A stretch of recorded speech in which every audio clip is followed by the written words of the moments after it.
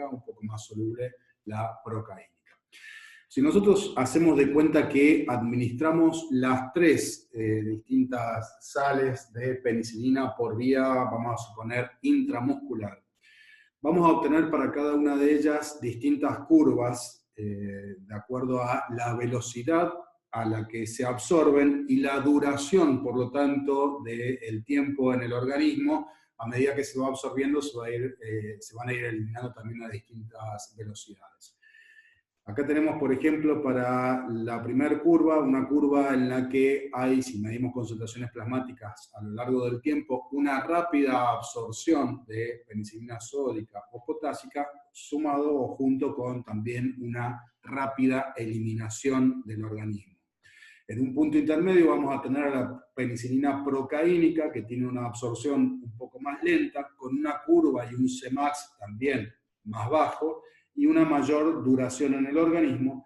Y por último, la penicilina benzatínica, que también se va a ir absorbiendo más lento aún que la penicilina procaínica, logrando un Cmax más bajo también que las dos anteriores y una mayor duración en el organismo. Esta es la razón por la que en general se dice que la penicilina sódica o potásica, es decir, esta, que se absorbe rápidamente y también se elimina rápidamente, debería administrarse cada 6 a 8 horas. Esta otra, la penicilina procaínica, debería administrarse cada 24 horas, más o menos de promedio. Y por último, esta última, la penicilina benzatínica, debería administrarse cada 48 a 72 horas, de acuerdo al preparado que vayan a encontrar. Es decir, que cada una de ellas tiene un intervalo de administración diferente.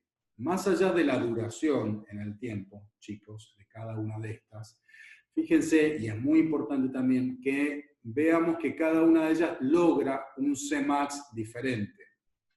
¿Por qué les digo esto? Porque puede ocurrir que yo utilice una penicilina benzatínica y la pueda administrar cada 48, o qué sé yo, por ahí van a leer también incluso a 72 horas la penicilina benzatínica, porque tiene una duración relativamente larga en el organismo, pero el Cmax, puede ocurrir que el Cmax esté por debajo de la CIM de la bacteria que yo quiero tratar. Es decir, esta penicilina benzatínica logra una duración prolongada en el tiempo, pero el Cmax que logra es relativamente bajito. Por lo tanto, hay que ver, para los distintos microorganismos que queramos tratar, si esta Cmax está o no por arriba de la CIM del microorganismo que yo quiero combatir. ¿Qué ocurre normalmente? ¿Qué ocurre frecuentemente en veterinaria? Que tengamos medicamentos inyectables que combinen las tres sales, la sódica o potásica, la procaínica y la benzatínica. Que en un mismo medicamento, que en un mismo frasco, vengan combinadas las tres sales. De esta manera, yo con una sola administración logro un pico relativamente alto, gracias a la sódica o potásica, y una duración relativamente prolongada, gracias a la sumatoria de la procaínica y la benzatínica. Les digo esto porque ocurre frecuentemente que van a encontrar medicamentos en los que están combinadas las tres penicilinas, la sódica o potásica, la procaínica y la benzatínica. Bueno, acá les puse un ejemplo de una penicilina sola, aislada, la benzatínica, la más insoluble. Esto es para que vean que dos cosas, no se ve acá en el frasquito al final, pero suele ocurrir que este tipo de penicilinas viene liofilizada, es decir, que en este caso es una suspensión extemporánea. Esto quiere decir que es una suspensión que yo tengo que preparar antes de utilizar. También se los puse para que vean acá, dice acción prolongada durante 7 días. Le pusieron acá, un poco exagerado, realmente 7 días. Podemos llegar a encontrar concentraciones de penicilina benzatínica en el animal, pero con concentraciones realmente muy bajitas que ya no tienen utilidad desde el punto de vista terapéutico. Esto es para que veamos también que por ahí los laboratorios, por ahí exageran un poquito con las propiedades que le dan a sus medicamentos, que no se condicen con, o no tienen anclaje en la realidad desde el punto de vista científico, y es importante que ustedes lo sepan eso. ¿Me están siguiendo hasta acá? ¿Bien? ¿Todo bien? ¿Me escuchan bien?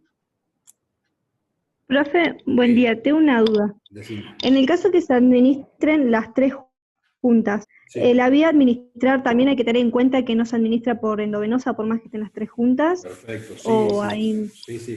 Generalmente esas tres juntas, esas formas farmacéuticas, que te diría que son la mayoría de los que se usan en veterinaria, se administran por vía subcutánea o intramuscular. Tengan en cuenta, siempre, digo, no endovenosa, claramente, siempre que tengan una benzatínica o una procaínica en el medicamento, no se puede administrar endovenosa porque son suspensiones, básicamente. Algunas vienen suspensiones ya listas para utilizar y otras son suspensiones, como en este caso, extemporáneas que hay que preparar antes de utilizar. Hay que tener en cuenta también que estas suspensiones, la benzatínica y en menor medida también la procaínica, son bastante irritantes, chicos, también, ¿no? Digo, son inyecciones que duelen bastante. Esto se lo digo porque por ahí tienen que tener en cuenta, en algunos casos, si el volumen que tienen que administrar es muy elevado, por ahí se recomienda que se reparta el volumen de la inyección en 2 o 3 sitios de administración distintos en el animal para que no quede un bodoque enorme, un volumen enorme de este masacote de penicilina benzatínica que es realmente muy espeso en un sitio, en un solo lugar, porque va a doler mucho y en algunos casos incluso puede generar alguna inflamación local y demás. Así que por ahí también a tenerlo en cuenta eso. Siempre que esté la benzatínica o la procaínica, por más que esté la sódica, subcutáneo o intramuscular, y siempre tengan en cuenta que son irritantes. O sea, particularmente la benzatínica, es bastante dolorosa la inyección de esta penicilina. ¿Estamos bien hasta acá? ¿Alguna duda? Bien, seguimos nomás. Aminopenicilinas, el segundo grupito que habíamos mencionado de beta-lactámico. Las aminopenicilinas, nosotros dijimos que teníamos dentro de las aminopenicilinas a la amoxicilina y la ampicilina. Dijimos recién que son drogas que tienen un espectro ampliado respecto a la penicilina original. Tenemos distintos medicamentos con distintas formas farmacéuticas de amoxicilina y de ampicilina en medicina veterinaria. Vamos a encontrar amoxicilina, por ejemplo, en comprimidos para administración por vía oral y también en forma inyectable para administración en todas las especies de interés en medicina veterinaria. Amoxicilina y ampicilina se pueden utilizar en todas las especies. Vienen medicamentos, insisto, para administración por vía oral y para administración inyectable, y algunos de los que vienen para administración inyectable, vienen de esta forma. Amoxicilina, en este caso es Clamoxil, el nombre comercial del medicamento, LA, de larga acción. ¿Qué cambia esto con una amoxicilina inyectable común y corriente? Otra vez, igual que para el caso de la penicilina recién. Esta, por ejemplo, amoxicilina de larga acción, no es más ni menos que una suspensión. Una suspensión, esa amoxicilina no se lee ahí, pero es trihidrato, que viene con una sal también que es poco soluble en agua y por lo tanto se va disolviendo lentamente en el sitio de administración. Siempre que vean esto, LA, en cualquier antibiótico, LA, larga acción, está indicándoles ya de antemano que ese medicamento lo tienen que administrar por vía intramuscular o subcutánea. No se puede administrar por vía endovenosa porque van a generar un cuadro de toxicidad. Básicamente, en este caso, una tromboembolia porque es una suspensión. También vamos a tener amoxicilina inyectable en forma de solución. Pero en este caso, por ejemplo, tenemos una ampicilina, este caso es sódica, es decir, que forma una solución inyectable. Insisto con lo que les dije recién, amoxicilina y ampicilina afectan los mismos gram positivos que la penicilina original, pero tienen un espectro ampliado hacia una gran cantidad de bacterias gram negativas, lo que las hace bastante atractivas en algunos casos para eliminar algunas enterobacterias, por ejemplo, que producen infecciones urinarias. Algunas infecciones en las vías respiratorias, por ejemplo, son muy útiles amoxicilina y ampicilina para tratar infecciones en las vías respiratorias superiores e inferiores también. Y van a ver que, y esto lo deben haber visto ustedes con medicamentos de uso humano, yo les dije recién que amoxicilina y ampicilina, cuando empezábamos con los beta-lactámicos, eran dos beta-lactámicos de espectro ampliado, aminopenicilinas, que eran sensibles a la acción de las beta-lactamasas, les dije hace un rato.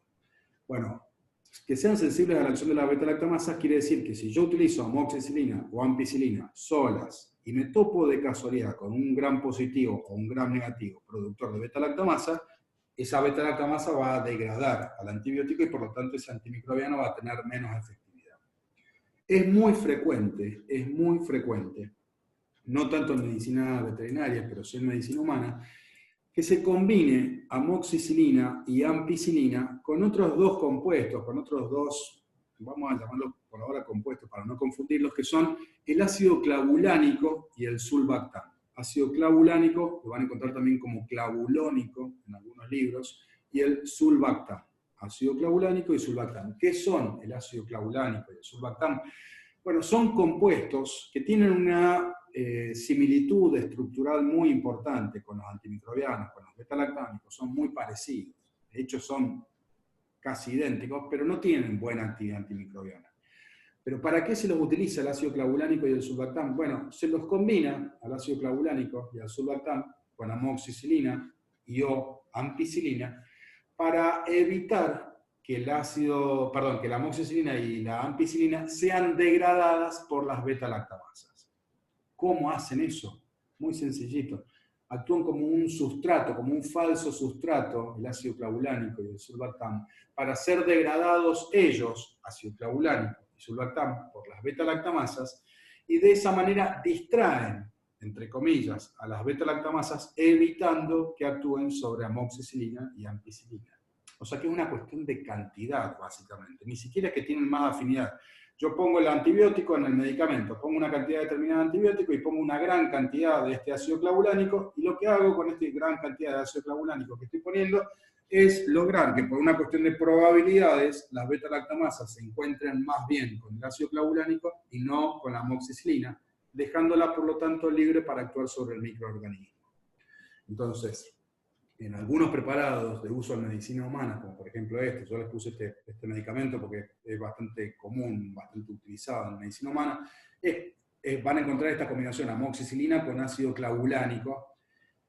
También van a encontrar amoxicilina con sulbactam, que es el otro compuesto muy parecido y tiene la misma indicación, pero en realidad el sulbactam lo van a encontrar mucho más frecuentemente combinado con ampicilina.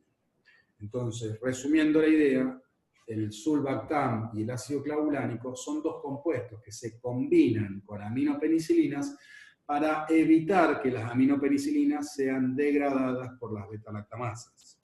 ¿Se entiende lo que acabo de decir, chicos? ¿Esto que acabo de decir quedó claro? Sí, sí. Fabuloso.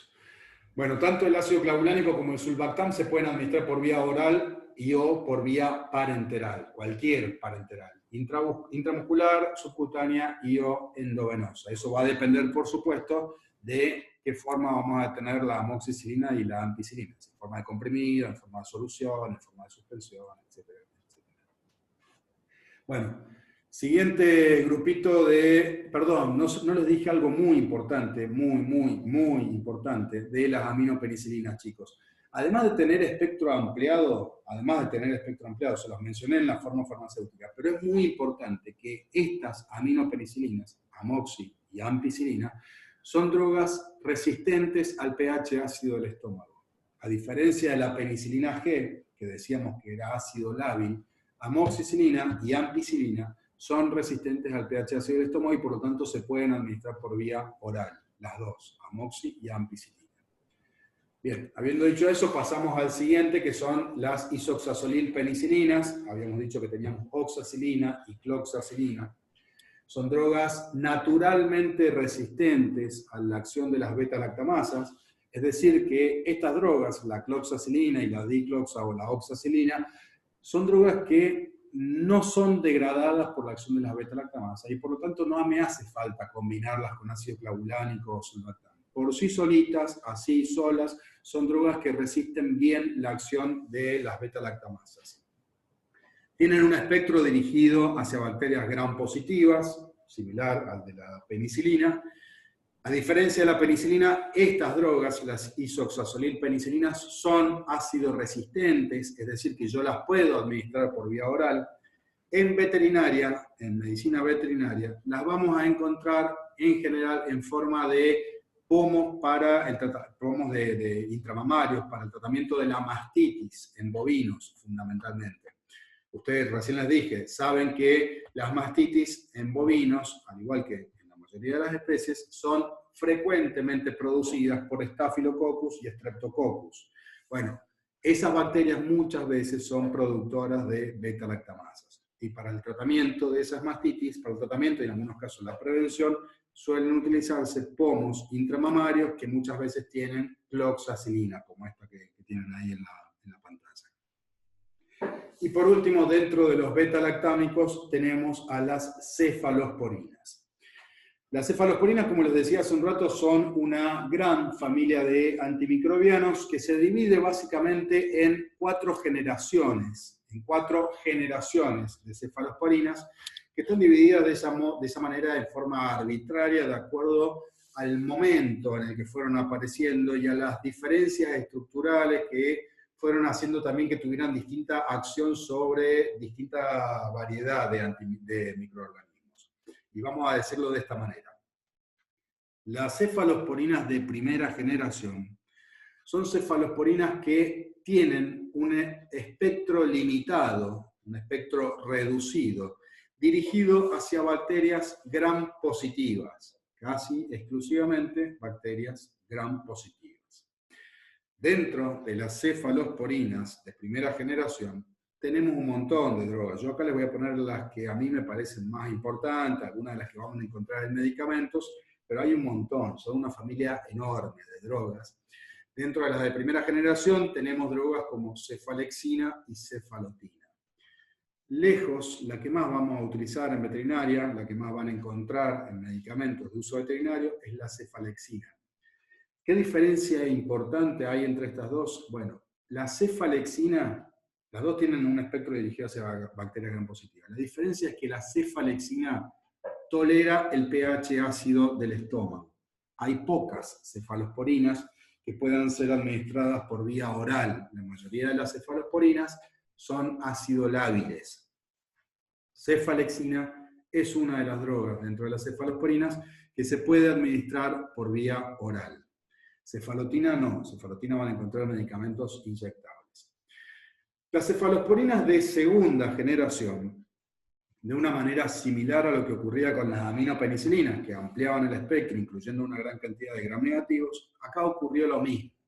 Las cefalosporinas de segunda generación conservan las bacterias de gram positivas que afectaban las cefalosporinas de primera generación, pero amplían su espectro incluyendo una gran cantidad de bacterias gram negativas. Es decir, que en este caso tenemos la misma cantidad más o menos de bacterias gram positivas que las de primera generación, pero incluimos una gran cantidad de bacterias gram negativas. Dentro de las cefalosporinas de segunda generación, dentro de las más importantes por ahí, o de las más frecuentemente utilizadas, tenemos cefuroxima y cefoxitina. Otra vez, dentro de estas dos, cefuroxima se puede administrar por vía oral y parenteral, cefoxitina no se puede administrar por vía oral.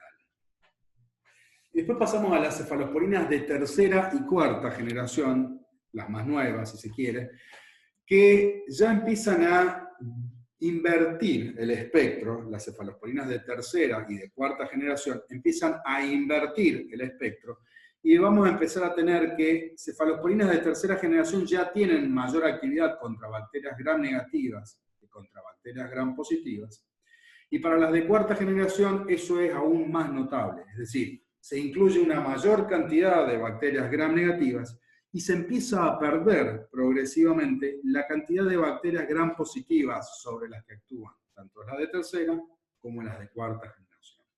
Insisto, repito, las de tercera y cuarta generación amplían mucho más el espectro hacia las bacterias gram negativas y empiezan a perder actividad contra algunas bacterias gram positivas. Esto en principio, o dentro de estos antimicrobianos, tenemos unos cuantos antimicrobianos que podemos llegar a encontrar en medicina veterinaria. En la actualidad tenemos ceftiofur, ceftriaxona y cefovexina. Dentro de estas, las que vamos a encontrar en medicamentos de uso veterinario son ceftiofur y cefovexina en este momento. Y dentro de las de cuarta generación de uso en medicina veterinaria, la única o el único principio activo que tenemos disponible es cefquinome. Todas estas, tanto las de tercera como las de cuarta generación, son de administración exclusivamente parenteral, subcutánea, intramuscular y eventualmente en algunos casos endovenosa. Hay diferencias de acuerdo a la forma farmacéutica. Y ahora vamos a ver algunos ejemplos. Cefalexina, primera generación, esto que les decía recién, se puede administrar por vía oral, la cefalexina, muy utilizado en pequeños animales en forma de comprimidos. Pueden llegar a encontrar algunas suspensiones de uso también por vía oral en perros y gatos. También la vamos a encontrar la cefalexina en forma inyectable. Y la vamos a encontrar en forma inyectable también a cefalexina en forma de solución inyectable de administración por cualquiera de las vías de administración parenteral, subcutánea, intramuscular y endovenosa. Y también la vamos a encontrar en forma de suspensión, es decir, una cefalexina de larga acción, si se quiere. Es decir, que se va absorbiendo más lentamente y por lo tanto la duración en el tiempo también es mayor. Dentro de las de tercera generación que tenemos disponibles en veterinaria, tenemos a Ceftiofur. Ceftiofur es un antimicrobiano relativamente nuevo, si se quiere, debe tener unos 10 años en el mercado en medicina veterinaria, y también lo vamos a encontrar en forma de suspensión, como esta, una suspensión inyectable, y en forma de solución. ¿Qué diferencia eso? Bueno, otra vez, la duración del efecto. El Ceftiofur en suspensión va a tener una duración mayor que el Ceftiofur en solución. ¿Qué otra diferencia hay? Y bueno, el Ceftiofur, por ejemplo, en el caso del Ceftiofur en suspensión, fíjense, está indicado en bovinos, porcinos, llamas y alpacas en este caso. No está mencionado acá, por ejemplo, el equino. En este caso, que tenemos un Ceftiofur sódico en solución, sí se puede utilizar entre las especies en las que está indicada el equino. Otra vez, esto relacionado a lo que les decía recién. El efecto irritante en general de algunos antimicrobianos o de algunos medicamentos inyectables, en general en el equino, siempre es mucho mayor que en cualquier otra especie y por lo tanto siempre hay que estar atentos al tipo de medicamento y a la vía de administración que podemos utilizar en los inyectables en el caso del equino. Y dentro de las de tercera generación, yo recién les mencionaba ahí cefovecina. Cefovecina es un antimicrobiano, un antimicrobiano que está disponible en la actualidad en un solo medicamento. Hay un solo laboratorio que lo produce en la actualidad. Es un antimicrobiano que se caracteriza, cefovecina, por tener una muy elevada unión a las proteínas plasmáticas y una gran afinidad por las proteínas plasmáticas. Tiene una unión de entre el 98 y el 99% de unión a proteínas plasmáticas, con una alta afinidad y una tasa de depuración relativamente baja, es decir, que tiene un bajo clearance y por lo tanto una alta permanencia en el organismo, lo que le permite a este antimicrobiano o a este medicamento ser administrado cada 14 días. O sea que acá tenemos, fíjense, un antimicrobiano que se puede administrar con un intervalo de 14 días. Estamos hablando de un antimicrobiano de una muy larga acción, si se quiere. En la actualidad está aprobado para ser usado en perros y gatos, y nada, se lo está indicando, esto está disponible acá en nuestro país, yo creo que desde el año 2018, 2 o 3 años, tiene bastante nuevito, y está indicado para el tratamiento de algunas infecciones en la piel, por ejemplo, en perros y gatos, algunas infecciones en las vías urinarias también. Es muy caro, pero es muy efectivo y tiene la enorme ventaja de que uno puede hacer una sola administración cada 14 días y tiene en general una alta eficacia para el tratamiento de una cantidad relativamente importante de infecciones en perros y gatos. Y dentro de las de cuarta generación habíamos mencionado cefquinome, les dije que es la única cefalosporina de cuarta generación disponible en medicina veterinaria.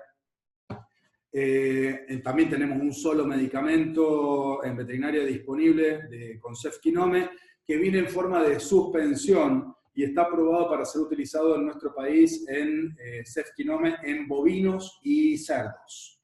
no se puede usar en otras especies básicamente porque es muy irritante en el sitio de administración este medicamento, cefquinone.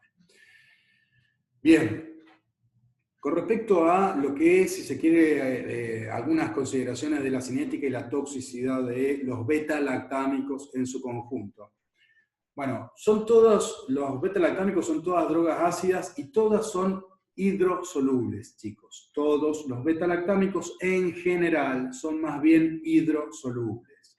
No hay antimicrobianos dentro de los beta-lactámicos, a excepción de algunas cefalosporinas de tercera generación, si se quiere, que sean muy liposolubles.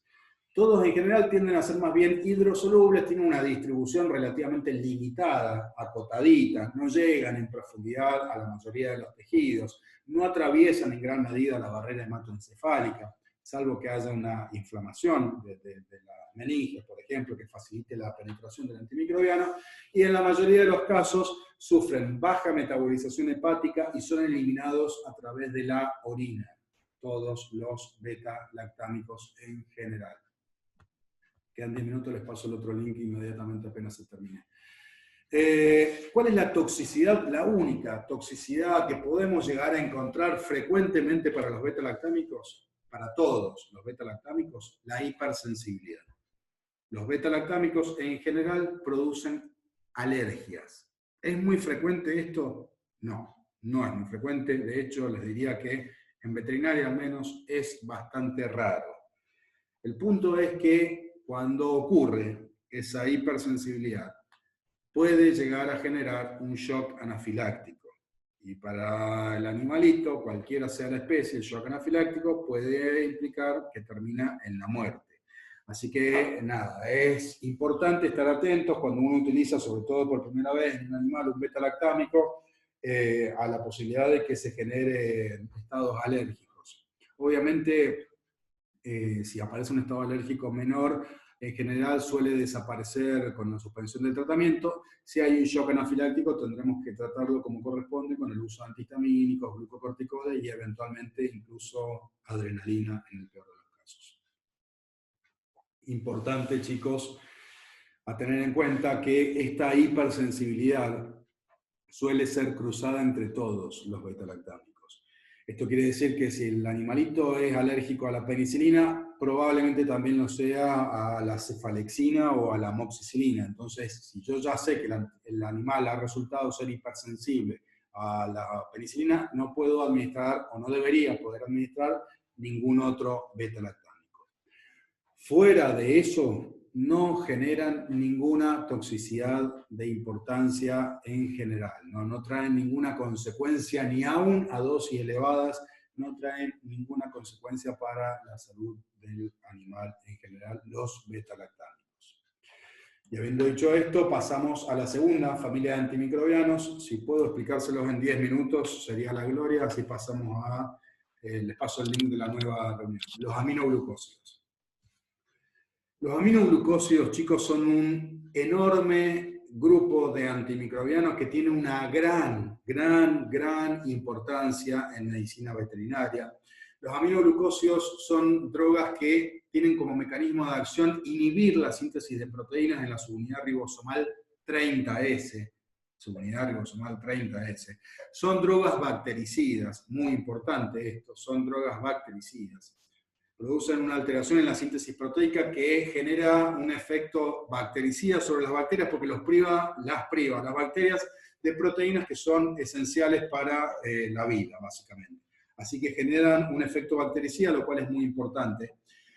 Es muy importante que no olviden que los aminoglucósidos son probablemente el grupo de antimicrobianos más hidrosolubles que existe. Tiene una enorme hidrosolubilidad, o viéndolo desde el punto de vista opuesto, tienen un muy bajo volumen de distribución. Estamos hablando de volumen de distribución de 0,2 a 0,3 litros por kilo. Son drogas realmente muy hidrosolubles. Esa gran hidrosolubilidad de los aminoglucósidos, ahí tienen algunas de las drogas que van a encontrar dentro de este grupo, hace que estas drogas, en general, estas drogas tengan como característica muy, muy importante que no se absorben cuando son administradas por vía oral. Esto quizás ya lo tengo escrito enseguida, pero no sé de qué manera enfatizarlo suficiente, chicos. Si están escribiendo, anótenlo. Y si no, cuando vayan a escuchar la grabación, anótenlo. Pero no lo olviden. Los aminoglucósidos no se absorben cuando son administrados por vía oral. Nada, ni un poquitito. No tienen ninguna absorción en condiciones normales. Ninguna absorción desde el punto de vista que implique algo práctico, básicamente. Tienen una distribución bastante limitada, también por su enorme hidrosolubilidad, tienen una distribución bastante limitada por el organismo. No llegan a ningún tejido en profundidad, se mantienen en general en el líquido intersticial. Tienen muy, muy pobre metabolización, también por ser altamente hidrosolubles, atraviesan o ingresan poco al hígado en general y se van a eliminar en forma activa, el 100%, a través de la orina. Se van a eliminar los aminoglucósidos en forma activa a través de la orina por filtración glomerular, básicamente. En general, los aminoglucósidos, estos que están acá, streptomicina, gentamicina, canamicina, amicacina y neomicina, vamos a decir, y esto también es un aspecto muy importante, que tienen un espectro reducido hacia bacterias gram negativas, aerobias. Insisto, los aminoglucósidos tienen una acción, un espectro de acción reducido contra bacterias gram negativas aerobias. Gram negativas aerobias.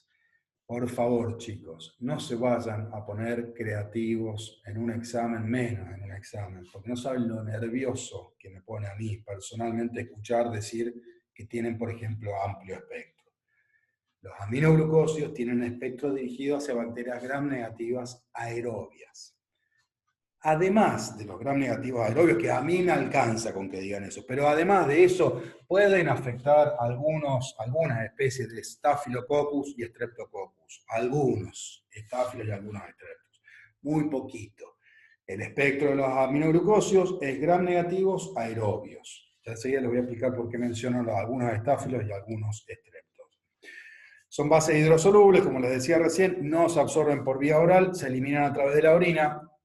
Son drogas que son o tienen un margen de seguridad mucho más estrecho que el que tenían los beta-lactámicos que mencionábamos recién.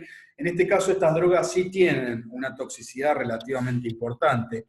Son nefrotóxicas y ototóxicas. Los aminoglucósidos a dosis elevadas o tratamientos prolongados generan frecuentemente daño en los túbulos renales y también pueden afectar el octavo par craneal, el nervio estatoacústico, el octavo par craneal, por lo que pueden generar dos cosas básicamente, o sordera, o vamos a decirlo así, sordera y o un síndrome vestibular con ataxia y pérdida del equilibrio, de acuerdo a si afectan la rama coclear o la rama vestibular del octavo par craneal. Insisto, nefrotoxicidad que genera un problema, una insuficiencia, puede llevar a una falla renal, o ototoxicidad que puede generar sordera o un síndrome vestibular. Es muy, muy importante esto de la toxicidad porque son, insisto, drogas que tienen un margen de seguridad relativamente estrecho. Los aminoglucósidos, chicos, esto de que no se absorben por vía oral, quedan 2 minutos, pero hago la aclaración. No se absorben por vía oral no quiere decir que no los vamos a administrar por vía oral. Podemos utilizar, y de hecho vamos a utilizar aminoglucósidos por vía oral frecuentemente en distintas especies de animales para tratar infecciones localizadas en el tracto o en el tubo digestivo. Muy importante esto que acabo de decir, porque las bacterias que frecuentemente producen alteraciones en el tracto gastrointestinal, en el tubo digestivo, son aquellas bacterias justamente que producen diarreas, frecuentemente enterobacterias, bacterias gram negativas, Escherichia coli, Serratia, Salmonella, Enterobacter. en general son bacterias gram negativas que producen trastornos gastrointestinales que cursan con diarrea. ¿Por qué les digo esto? Porque los medicamentos antidiarreicos que vienen con antimicrobianos frecuentemente tienen aminoglucósidos que se administran por vía oral.